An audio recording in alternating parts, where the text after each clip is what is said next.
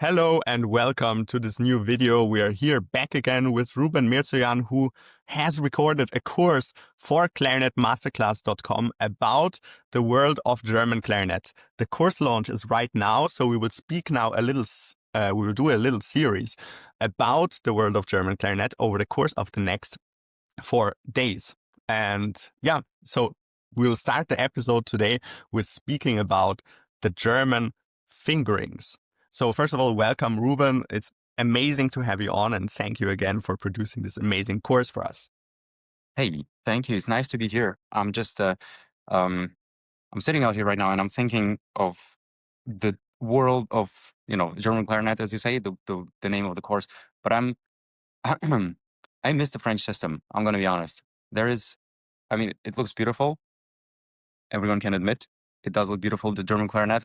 But the French is so much more versed in all of the pinky keys and all of this other extra stuff. So I'm excited to dive into this today, and let's talk about it. What do you want to Amazing. know about the German clarinet? Yeah, so let's start first. Like, why did you switch in the first place? Oof. Yeah, when I moved to Germany to study, professionally the clarinet, it was a decision that wasn't an easy one, but at the same time, I had to make it quickly because the earlier you switch, the easier it is, and also the more time you will have during your education, like for the last 6 years that you're doing your bachelor's and master's, you have 6 years to improve. And if you just hold it off until like the very last minute, then you're kind of screwed. The reason to switch is to hopefully get a position and win a job in a German orchestra, maybe in an Austrian orchestra if you're crazy enough. But since there's more orchestras in Germany than in all of Europe combined statistically, then for me it was kind of a no-brainer. Yeah, it at some point you just have to decide to isolate yourself into this world of this instrument, of the German clarinet, and just commit. And I wasn't one of those people that tries to balance out both and just practice both systems at the same time. It's not for me. So I decided to commit to this journey of switching to German and trying to get a position, which thankfully happened, by the way. Yeah. Nice. Yeah, that's also why we decided to produce this course. So a course like this doesn't exist yet. So that's the first worldwide course about the world of German clarinet for every person that plays French system clarinet and has thought about switching to German clarinet or discover the German clarinet, but their teachers don't have the right information, or the right information is not even in the country available. So that's why we put this course online, so that every person in the world can inform themselves about basically the biggest market for clarinet jobs, which is the German speaking market with the German system clarinet. So Yeah. amazing. So we'll I start. Oh, yeah. Yeah, I just wanted to say that I remember when I was switching like 8 years ago, when I was Googling some videos or something, I was pretty sure that there'll be a lot of educational material and, all types of content on switching and stuff. There is nothing. Maybe now, like 8 years later, I haven't Googled it recently, but maybe now there is something. Maybe you can find some introductory videos to whatever, like German instruments or something, but that's mostly it. So there isn't a single course, and not even in video format. There's almost nothing covering how to switch, why to switch, where to start, and all of this. And I try to cover as much as I can in the course. And yeah, I think it's very educational and insightful. Yeah, and by the way, so Ruben is a principal clarinetist in a German orchestra, so in the Theater Ulm. So he knows what he's speaking about. So he switched, and he also got a job in a professional orchestra. So if you can trust one person, you can trust Ruben with this topic. So yeah, that's absolutely awesome. Same for me. So when I was studying, I was very interested in German system clarinet. So I was super interested in this topic, but first of all, my first few teachers didn't have information about this at all. Even if you would have asked, they couldn't have helped you because they never played German system clarinet. And then with my final teacher, who was Francois Bender, the topic didn't really come up because I didn't say, hey, I want to switch. So the topic could have come up if I would have said, I want to switch right now. Then we would have spoken about the fingerings, but just out of interest, usually the topic doesn't come out. But it would have interested me a lot. And I would have wanted a course like this, but it didn't exist. So now it exists for everyone. So that's pretty awesome. Why do you think it was so interesting and fascinating for you to get to know this beast of the German clarinet?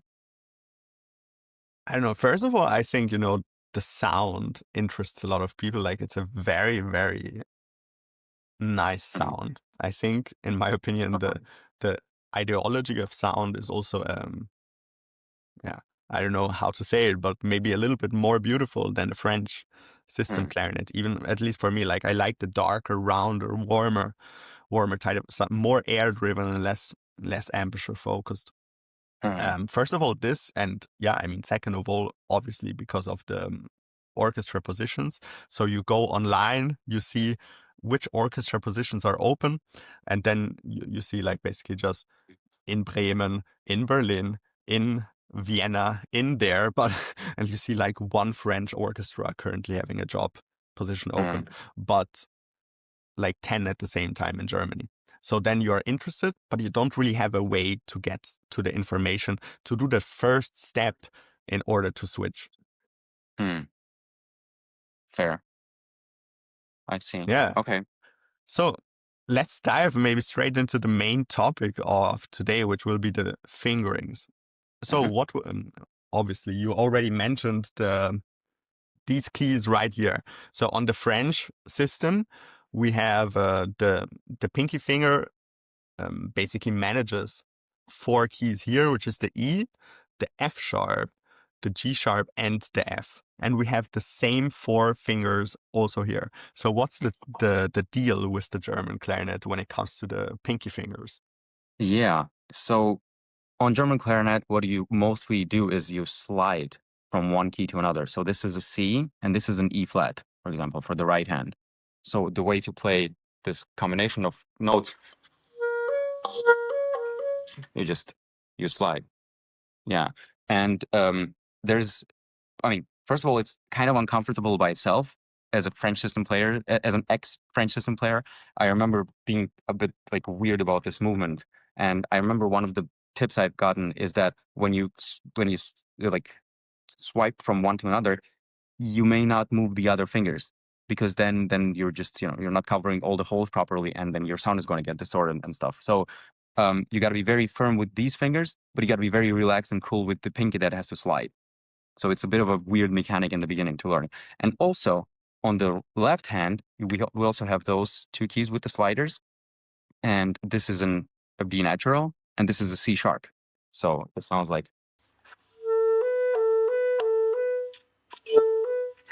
And the problem with the 2 sliders is that right hand slides in this direction, like vertically, and the left hand slides horizontally. Does it make sense? That seems tricky. It's very tricky in the beginning. So in the beginning, the best exercise would be like you just go through all of the slides. You go through from C to E flat, and then you go to the B natural to C sharp, and just continue and like repeat. Just so you get. So you basically mentioned, so this is C and this is E flat. Yes. Okay. Yes. And then here you have B and C sharp. Yes. So B natural, basically. And then, does it also, because I don't have all the knowledge yet. So basically, how does it work? Like how do you combine those keys? Are they like, because I imagine you must have a very specific combination of the fingers in your head if you don't have all 4 options at all times. So you must calculate better which one to use, right? Not necessarily. Paradoxically, on French system, you have to calculate a lot more because you have options. Here you don't. Here you just have sometimes you just have to survive with uncomfortable fingerings and stuff. So yeah, like if you have a trill in some contemporary music, for example, if you have a trill of C and E flat, like you're screwed But there is a kind of a solution for this, which are those two little keys. I hope you can see it. So these two, one of them is an E flat and one of them is an F. So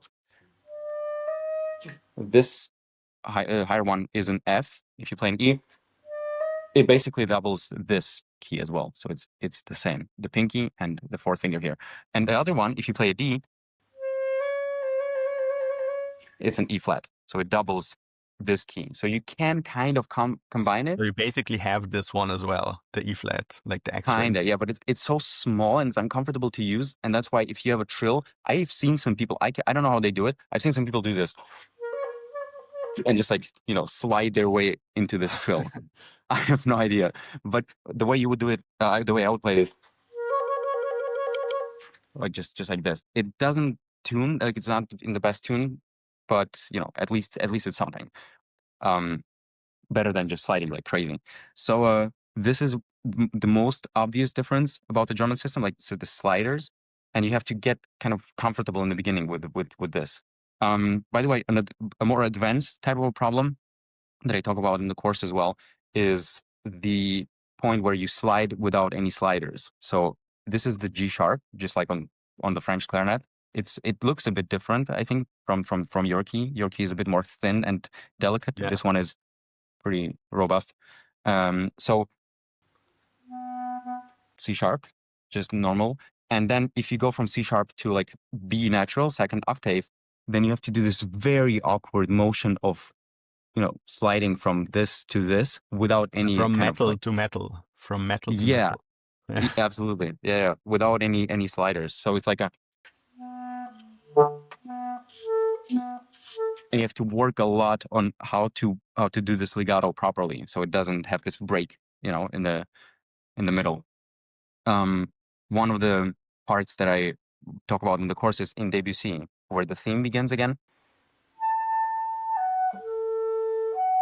So you do this twice. You go from B natural to G sharp, and then to B natural. This awkward slide, and then again, and it's like you have to really get accustomed to that on the German clarinet. Verses on French. Da, da, da, da.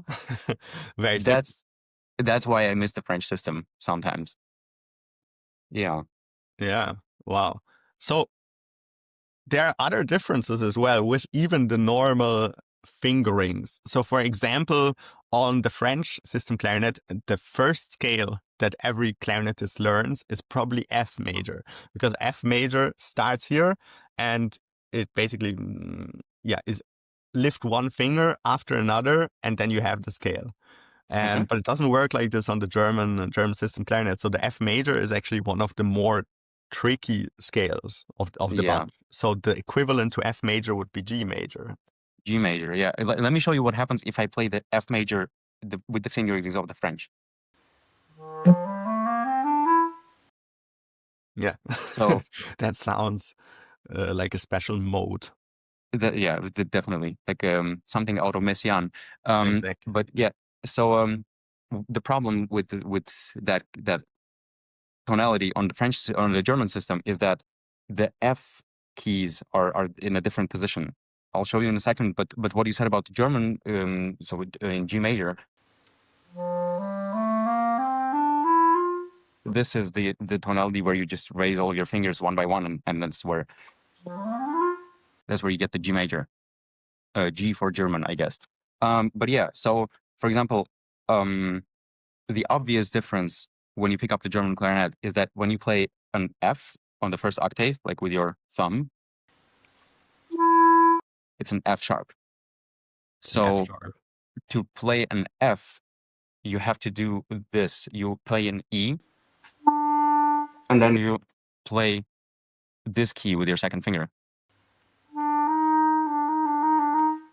And then that's an F. So you can see where it gets complicated. You need 3 fingers for this very basic key, right?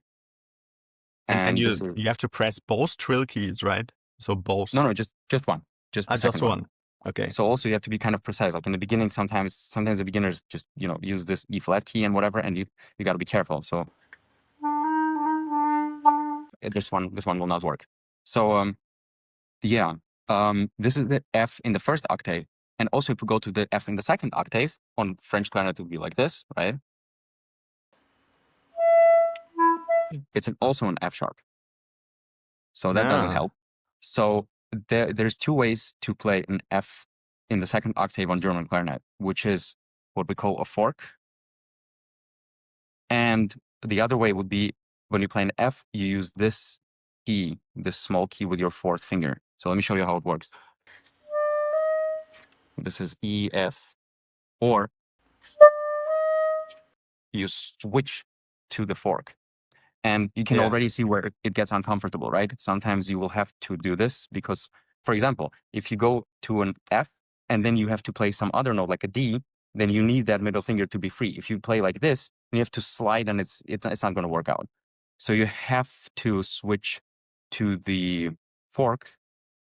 And when you do it, some notes in the middle can happen if you don't do it fast enough, you know? Yeah. So there's a lot of coordination issues connected to these four keys.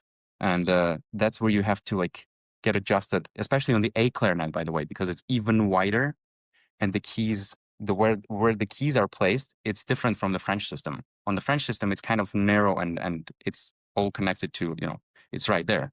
On German, it's further apart. So you have to like get used to I've heard some people experiencing hand pain and like all this tendonitis or whatever it's called with, you know, switching. Yeah. So that would be also one of the differences.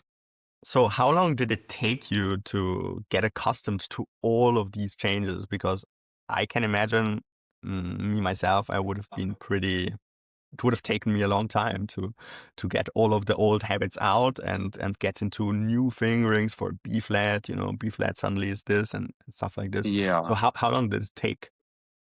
It's always surprising to a lot of people. This finger part, like the fingerings of the clarinet, it doesn't take a long time, to be fair. So for me, I think it was like 3-4 months to get kind of comfortable and to get to some technical, you know, some level of proficiency. What takes the longest time is to actually like integrate it in your brain and to work on these very tricky things, like to switching to forks, or for example, C sharp or C in the third octave is played like this. It's not like just with the thumb. It's this key. And to produce a proper sound with those new finger combinations where, you know, the note is not where you want it to be.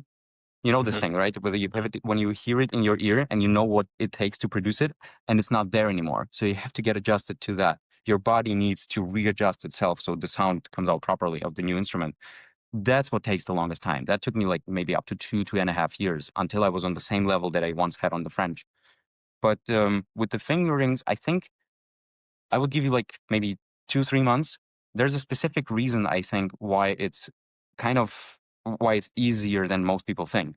Like it's jarring in the beginning, of course, but then while you practice the German clarinet, what I used to do is I used to just go through familiar pieces like Brahms Sonata or Weber Concerto or something, and I would just imagine, with knowing the new fingerings, how would I play this, even without properly practicing with the instrument, just in my head. And the more you go through this, the quicker your brain adjusts, and it becomes second nature to play an F first octave with this key, instead of just hoping that, you know, it comes out of this. So 3-4 months, I would say. So I've seen people do it way faster. But Yeah. you need proper guidance. And now how can you get this guidance? You can get this guidance by getting the course that we recorded, that Ruben recorded, basically. And this course is available on clarinetmasterclass.com.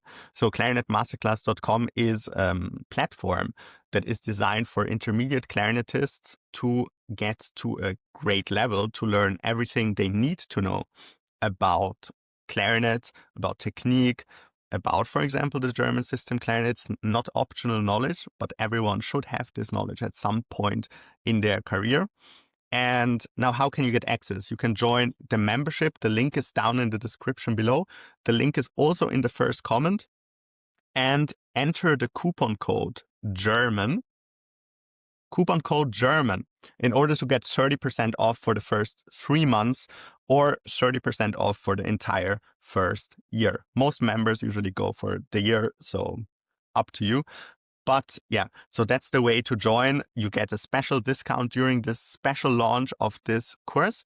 And yeah, basically, we're looking forward to have you on. Okay, we continue. So the little Perfect. ad is over. So cool. The high C is usually quite an easy note on the, like, not easy, but a Yeah. regular note on the clarinet, on the French Yeah. system clarinet. Now, on the German system clarinet, it's quite a bit different. You have to blow it differently. You have to grab it differently for it to come out, right? Yeah, absolutely. This is a sick tone, as my professor called it. So it's an ill one, let's say. So this, just like the C that the third octave, is a C sharp. This is how you play the C in the third octave with your third finger. And the problem with that is your air wants to escape out of this hole. And also, as I said, the difference between where it's placed in your mouth and cavity and embouchure and all of it, it's different. It's kind of weird. Like you have this, when I think about it, I have this feeling of like the note, I want it here, but it's actually there. And it's a subtle difference, but if you don't control it, then you're either going to squeak or it's just not going to sound good. It's going to come out somehow, but it's not going to be centered and with a beautiful tone. So the C third octave on the German clarinet for me is like, it's kind of a bit further than I always imagine. And that's also the thing that takes a long time to kind of integrate and to change and adapt your body towards the needs of this beast. Also, one of the problems with this being a fingering, like with the third finger, is that if you go from basically any key to the C on the third octave, you do this very weird coordination. You get this coordination issue where, for example, on French clarinet, it will be da-dum, and you just raise all of your fingers. Here, you have to raise almost all your fingers, and your middle finger stays. So you get this like, what is this movement? You never get to do this movement ever in any other context. It's not a logical movement. It's like you go Definitely. higher, but Yeah. yeah, something is weird. That's why many Yeah. people struggle with altissimo, because suddenly the fingerings become illogical. Like there's no big difference from going from here into altissimo. Like you blow the same, but many people Yeah. see a big gap there when they go to altissimo because the fingerings become not logical anymore. So that's why they make a difference between middle register and altissimo, I see. because it Okay. goes from logical to random, to basically not Yeah, for the brain logical. I see. So you just have to learn one by one and just get used to it, right? Yeah, so I think that's the psychological problem that people have on the French system, for example, with altissimo, because in essence you play C and you just keep blowing and you just put C sharp, but there's some psychological Uh, gap, I don't know, for many people there. I see. Okay. Yeah, clarinet is tough, you guys. That's why you need masterclass and resources and knowledge and info and all of that. So, Right. And if um, you don't get some knowledge, you don't get some knowledge. So fair. then you're missing out. Yeah. Absolutely. Yeah. But so with this key, as I said, like when you when you go from any tone to this one, for example, beginning of Schumann's romances, um,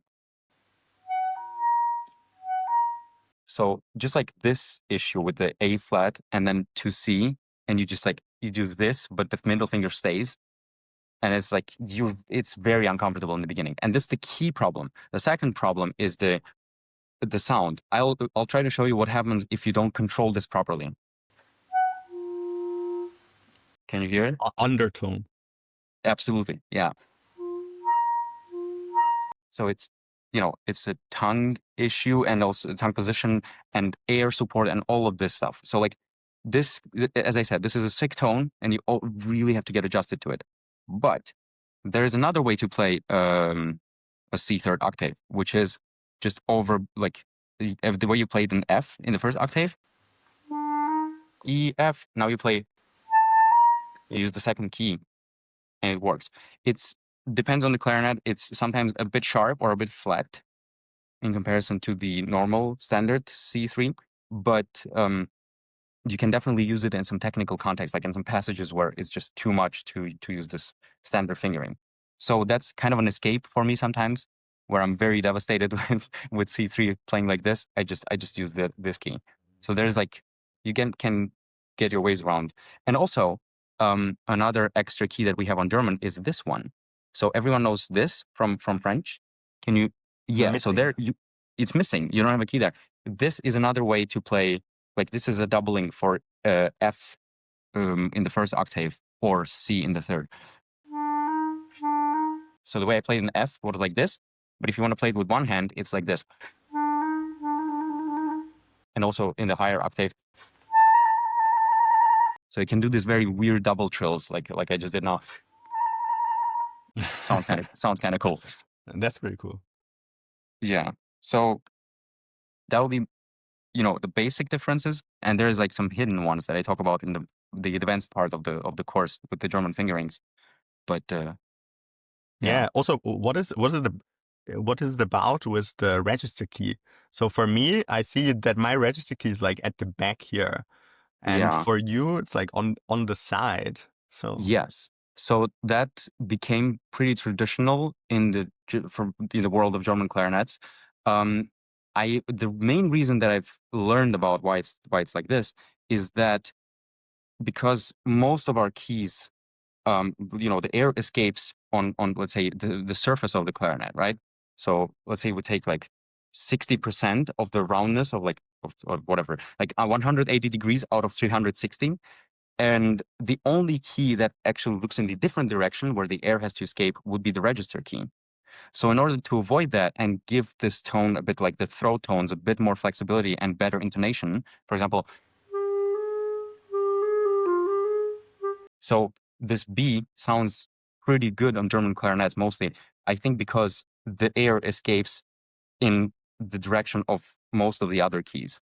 So I think the key that looks, let's say, the furthest would be this one, the normal C sharp on the lower octave. Like it's the furthest one out of every other key and other tone hole. But all of them mostly just try to, project air in the same direction, if that makes sense. So this is the thing, and also I mean, it became so recognizable that I'm waiting for the French system to also adapt that, because I don't think there's any reason not to. It doesn't feel any different when you play it. And yeah, I think it also just looks cool. It's a very recognizable trait of the German clarinet. yeah, it looks beautiful. Looks beautiful. And And also, if you yeah, notice this, right? You have a hole, ah, I'm guessing. it's covered. And can you show Yeah, yours? exactly. So here So yeah, we got the hole. there's a lot of German clarinets with the hole as well. I know, I mean, most of the people I know play like this. I have a Schwenk and Zegelke clarinet. We'll talk about materially in the upcoming episode.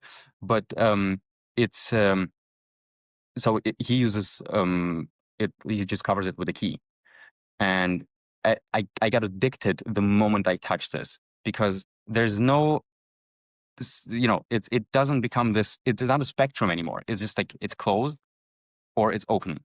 And if you just do this, like with the slightest motion of your finger, it's closed and you're good. And with the holes, it's sometimes have you ever missed like the position of the finger and you just didn't cover the hole properly? Has Yeah, that happened? I mean not lately, but I think in the beginning Fair, probably yeah. fair. Yeah, yeah. So I guess it's more of a beginner type of a problem. But now for me, it's just like a very ambivalent one You or can two. just press it on the side basically, and it's closed. Absolutely. Yeah, yeah. You Like can like saxophone, you don't have to be so precise. fair. Yeah, exactly. So this is one of the things that also different sometimes on the And can German you show clarinet. us your bell? It looks Absolutely. pretty different as well. So there's an extra key there for you. Yeah. So here on like on the bottom, on the lower joint, I have a correction key for the low E. So normally the low E would sound very, very flat. Like it's pretty dark and low. It's Sometimes the closed. intonation works, yeah, but what you do is you press it with your thumb, with your right hand, and it opens up this this hole on the bell. And let me show you. If I'm just going to play with or with and without. Can you hear the difference? It's So it like this. improves Oh, the intonation. definitely, yeah. So it makes it a bit sharper, so it tunes better. And also the way I like to think about it is that you do the Yeah. like it's just that's what it sounds like. Open, close, open, closed. But yeah, so this is also one of the things. But I've also seen that on some French systems lately, right? That's getting integrated slowly with Yeah. this correction I key. think a little bit different, obviously. I mean, Schwenk and Segelke does it for the French system clarinets as well. But like others, they integrate like an additional key where it goes a little bit, down. Or Bakun does the same, I think. Yeah, yeah, yeah. But I think it's more elegant on the German system clarinet. So, by the way, you're not only getting the course from Ruben if you sign up, but you're actually getting like a full package, like a full plan for intermediate clarinetists. So there's a lot of other courses on there as well as my full course. For example, Angel Martin Mora, Principal of Lyon. National Opera recorded a course about how to win auditions. There's tons of amazing course material on. You're getting a welcome lesson. You're getting one masterclass with famous clarinetists every month.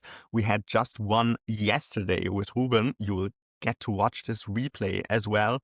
You get one live workshop about clarinet technique topics a month, and access to practice challenges that hold you accountable to practicing the right stuff at the right time in the right way.